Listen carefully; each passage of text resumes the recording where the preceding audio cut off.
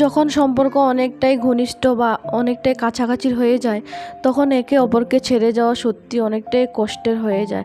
বিদায়বেলা তো চোখের কোণ থেকে আপনি আপ জল ঝরে চলে আসে, তা আমরা কখনোই বুঝতে পারি না। হ্যালো এভরিওয়ান, শুভ দুপুর সবাইকে। আজকে ব্লগটা দুপুরবেলা থেকেই শুরু করলাম। আশা করি তোমরা সবাই খুব ভালো আছো আর আমরাও কিন্তু বেশ ভালো আছি। তো আজকের দিনটা তো আমাদের বাঙালিদের জন্য অনেক অনেক স্পেশাল, কারণ আজকে হচ্ছে মহালয়া। এই মহালয়া সূচনা দিয়েই তো আমাদের দেবীপক্ষের শুরু হয়ে যায়। তার মানে মা দুর্গা আসার আর হাতে মাত্র কয়েকটা দিনই বাকি থাকে। আর আজকে কে কে টিভিতে মহালয়া দেখেছো? আমি তো আজকে বিগত 5-6 বছর ধরে টিভিতে মহালয়া দেখা বন্ধই করে দিয়েছি, কারণ এখনকার দিনের মহালয়াগুলো আর আমার ভালো লাগে না দেখতে। আগের দিনগুলির কথা খুবই মনে পড়ে। যখন ছোট ছিলাম কারোর বাড়িতে টিভি ছিল না, আমাদের বাড়িতে একমাত্র টিভি ছিল। পাড়া প্রতিবেশী সবাই আসতো আমাদের বাড়িতে ভোর 4টের সময় মহালয়া দেখতো। ওই দিনগুলি মনে পড়লে খুবই ভালো লাগে। আর এখনকার দিনে মহালয়াগুলো তো দেখতে ইচ্ছে করে। তো আজকে সকালবেলা ঘুম থেকে উঠে যে বীরেন্দ্র কৃষ্ণ ভদ্রের গাওয়া মহালয়াটা রয়েছে সেটাই আমি ইউটিউব থেকে সার্চ করে অনেকক্ষণ বসে বসে শুনেছিলাম, আর আমার খুবই ভালো লেগেছিল।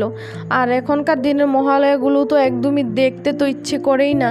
আর কি না কি দেখায়, মানে কি যে বলবো, আর আমার কোনো বলার ভাষাই নেই। সেজন্য আমি ভালো লাগে না বলে এখন আর দেখি না। দেখা অনেক দিন হয়েছে, আমি ছেড়ে দিয়েছি। আর এখানকার লোকেরা কিন্তু মহালয়া কি সেটা কিন্তু জানে না, কেউই জানে না। তো সেই জন্য মনুসোনার স্কুলও এমনিতেও বন্ধ থাকে না। আর এমনিতে শরৎকাল শুরু হয়ে গেছে, তো মনুসোনার স্কুলে কিন্তু অটাম হলিডে থাকে, মানে শরতের ছুটি থাকে ওদের। তো সেইটাই আজকে থেকে মনুসোনার হলিডে শুরু হয়ে গেল। তো এমনি তো ভালো হয়েছে, বাড়িতে যাব। বাড়িতে গেলে তো এমনি তো 1 মাসের অ্যাপ্লিকেশান দিতে হতো, তো এখন আর 1 মাসের অ্যাপ্লিকেশান দিতে হবে না। 15 দিন তো এমনিতেই অটাম হলিডে দিয়ে দিয়েছে, 15 দিন ছুটি থাকবে আর 15 দিন বাড়িতে থাকবো। সেই 15 দিনের জন্য মনুসোনার স্কুল আবার অ্যাপ্লিকেশান দিতে হবে। কিছুদিন আগে দুর্গাপুজো উপলক্ষে একটা শাড়ি নিয়েছিলাম, তো সেই শাড়িটার ব্লাউজ পিসটা এখন কেটে কুটে নিয়ে বসেছি ব্লাউজটা বানানোর জন্য। আর সেলাই তো করতে পারি, কিন্তু এত অলস আমার মধ্যে যে সেলাই করতে একদমই ভালো লাগে না, আর মন তো চাই না। আর আজকে আবার বিকেলবেলা একটা দিদি আসবে, আগেও বলেছিলাম, সে পোস্টিং আউট হয়ে গেছে আমাদের এখান থেকে। তো ওই দিদিটাই এখন আসবে বিকেলবেলা দেখা করতে। তো চলুন, আসলে আবার দেখা হবে।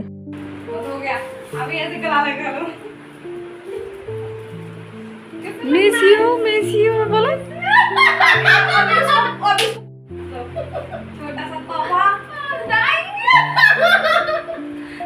मेरे रेप नहीं है, मैं सोचती तुम्हें खोल के दिखा दूं। हाँ ओके। पता नहीं इतना वीडियो में मत डालो, इतना मत लगे तो करते देख लिया, बहुत सुंदर है। देखो ना तुम, देखने में क्या है, कलर बहुत अच्छा है। So sweet. कैसा लगा? আর সব সময় আমরা যখনই একত্রিত হয়ে দেখলাম তো কীরকম হাসাহাসি করছিলাম। সব সময় এরকমই আমাদের মধ্যে দুষ্টামি, শয়তানি, হাসাহাসি এত হয়ে থাকে। মানে দিনগুলি না কি করে যে এত তাড়াতাড়ি চলে গেল ওর সঙ্গে। ও চলে গেলে সত্যি একদম ভালো লাগবে না। तो हमारा नीलम दीदी को अभी विदाई वाला गले मिलो, गले मिलो। তো দিদি এখন বাড়িতে চলে গেছে, তো ভাবলাম তোমাদের সঙ্গে একটু গিফটটা শেয়ার করি। আমাকে কি গিফট দিয়েছে একটু দেখাই। তো দেখো, 2টা সার্ভ সেট আমাকে দিয়েছে দিদি গিফটে, আর খুবই সুন্দর ছিল সেট 2টা। আর লিডটা ছিল কাচের, এই যে উপরের যে ঢাকাটা এটা পুরো কাচের ছিল, আর নিচেটা তো দেখতেই পাচ্ছ স্টিলের। আর এতটা সুন্দর, তোমরা হয়তো দেখে বুঝতেই পারছো। দেখো, কোনো কিছু রান্না করে সার্ভ করার জন্য না একদম পারফেক্ট। এগুলো অনেক সুন্দর, অনেক, আমার তো খুবই ভালো লেগেছে। আর আরেকটা কথা হচ্ছে, আমি এই সেটটা বিশাল মলে দেখে এসেছিলাম। অনেক দিন ধরে ভাবছিলাম আমি নিজের জন্য নেব, কিন্তু জানি না, মনে হয় দিদি আমার মনের কথা শুনে ফেলেছে। সত্যি আমি না একদমই ভাবিনি ও যে আমাকে এটা গিফট করবে। আমি তো দেখে অনেক খুশি হয়েছি। আর চলুন আমি দেখাই দিদিকে কি দিয়েছি। হয়তো আপনারা বলতে পারেন যে আমি তো ওকে গিফট দিয়েছি, তাহলে কি করে দেখালাম। এটা আমি নিজের জন্য একটা নিয়েছিলাম এরকমই। তো এরকম একটা ক্যাসরল খুবই ইউনিক ডিজাইনের, এটাই আমি ওকে দিয়েছি। ওদিকে বাবা মেয়ে কি শুরু করেছে চলুন দেখাই। যে দেখুন কি হচ্ছে এদের কাণ্ডটা দেখুন। আজকে আমি টেডি বিয়ারটা ধুয়ে দিয়েছিলাম, কারণ বাড়িতে যাওয়ার জন্য না আমি আগেই সব কিছু একটু অল্প অল্প করে ধুয়ে প্যাকিং করে রেখে দিয়ে যাই। তো সেই জন্য টেডি বিয়ারগুলোকেও আমি ধুয়ে দিয়েছিলাম। তো কি হয়েছে, এই যে ভেতরে রুইগুলো অনেকটাই চ্যাপ্টা হয়ে গেছিলো, আর পুতুলটাও দেখতে ভালো লাগছিল না। তো সেই জন্য মনুসোনার পাপা কি করলো, রুইগুলো খুলে এগুলোকে হাত দিয়ে একটু আলাদা করে নিচ্ছিল, যাতে রুইগুলো আবার ফুলে ওঠে।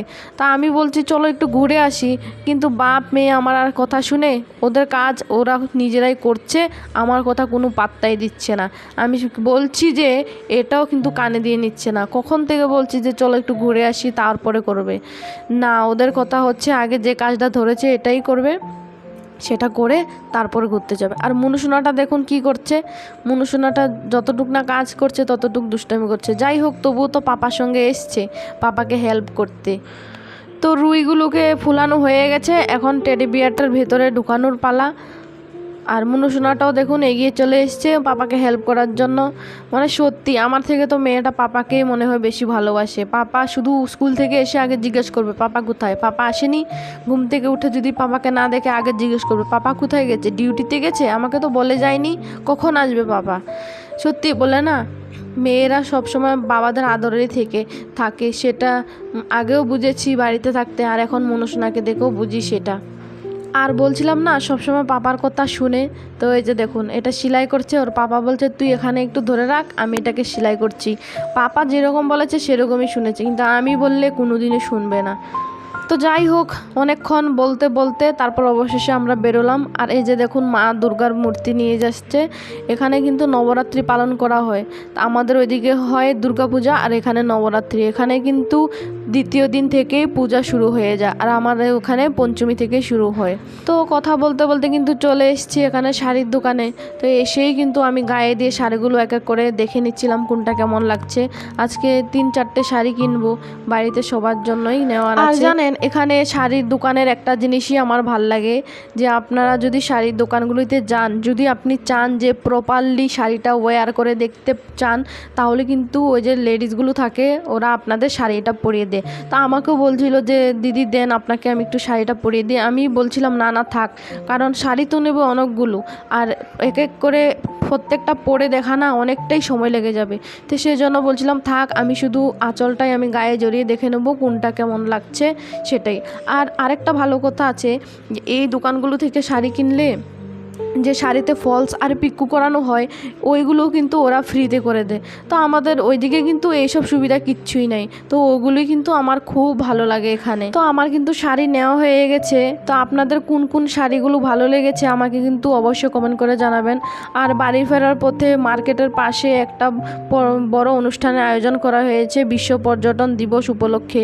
তো সেখানে আমরা দাঁড়িয়ে পড়লাম, আর দূর থেকে গানগুলো আমার খুব ভালো লাগছিল।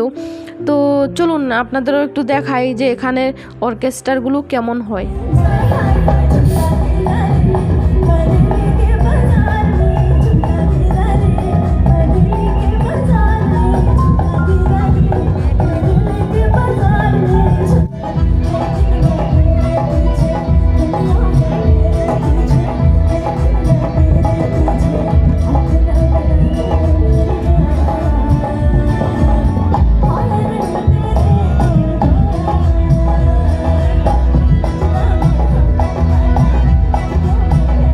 তো এরকম অনুষ্ঠান কিন্তু আমি আর জীবনে কখনো দেখিনি, ফার্স্ট টাইম অনুভব ছিল। আর খুবই দারুণ লেগেছিল। আর স্পিকারের বেসগুলো এত দারুণ ছিল না, মানে ওখানে দাঁড়িয়ে শোনা না অনেক সুন্দর লাগছিল, মোবাইলের থেকেও অনেক সুন্দর লাগছিল। তো চলুন আজকের ভিডিওটা এখানেই শেষ করছি, আপনাদের সঙ্গে আবার দেখাবো অন্য কোনো ব্লগে। টাটা।